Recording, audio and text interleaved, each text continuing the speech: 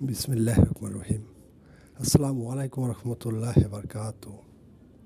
বাংলাদেশের আপসের নেত্রী বেগম খালেদা জিয়া তিনি বলেন যে ভাই তুমি বলো আমি শহীদ প্রেসিডেন্ট জিয়াউর রহমানের স্ত্রী। আমি কথা বলি সবাই তো জানে, বলার আবার নতুন করে কী আছে?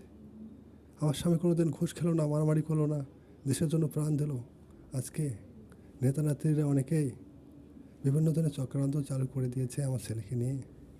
আমার ছেলে তারেক রহমান, এই ছেলেটাকে আমি পালিত করে বড় করলাম বাবার আদর্শে, জিয়াউর রহমান আদর্শে।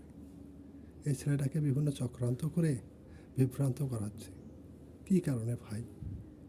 আমরা কি মানুষের কোনো ক্ষতি করছি বিগত দিন? আমি বললাম না দাদি, আপনি কেন ক্ষতি করবেন? কেউ ক্ষতি করেনি, কিন্তু আপনার নামধারী বিভিন্ন ধরনের রাজনীতিবিদ তারা বিভিন্ন চক্রান্ত চালিয়ে চারদিকে বিশৃঙ্খলা সৃষ্টি করছে। আর অনেকে ভাবছে বিএনপি দলটি খারাপ। আর ওখানে রয়েছে বিএনপির নেতাকর্মীরা, আপনারা তো কথা বলতে পারেন না, মানুষকে বোঝাতে পারেন না, খালি অযথা মানুষকে গরম দেখিয়ে রাজত্ব কায়েম করতে চান।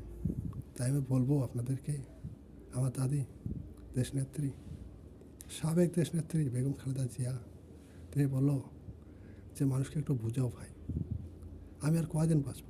জীবনে আমার চাওয়ার কিছুই নেই।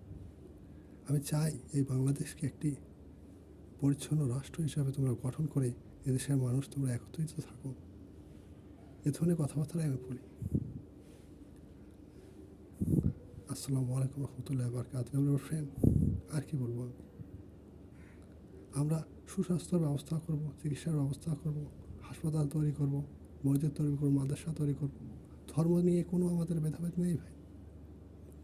প্রিয় ভাই ও বোনেরা, আপনার মনোযোগ সহকারে শুনেন।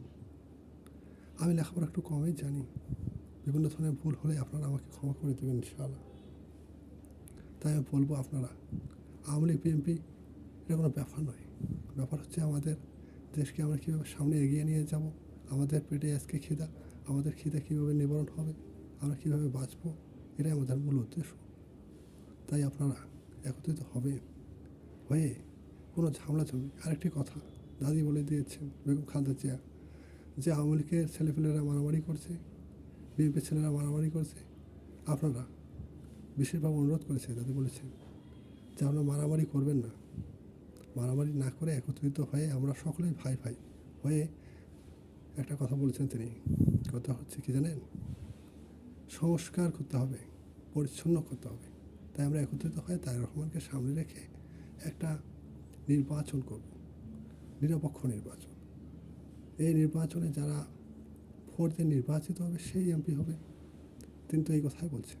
তাই আমি বলবো, আপনারা দ্বন্দ্ব ভেদাভেদ ভুলে যেয়ে একত্রিত হন, নির্বাচনে আসেন, সুষ্ঠু নির্বাচন আনবিদ্যারা আমরা করে একটি সরকার গঠন করি। বিচার আপনাদের। ধন্যবাদ। স্বাধীন বাংলাদেশ। আসসালামু আলাইকুম রহমতুল্লাহ বারকাতুহু।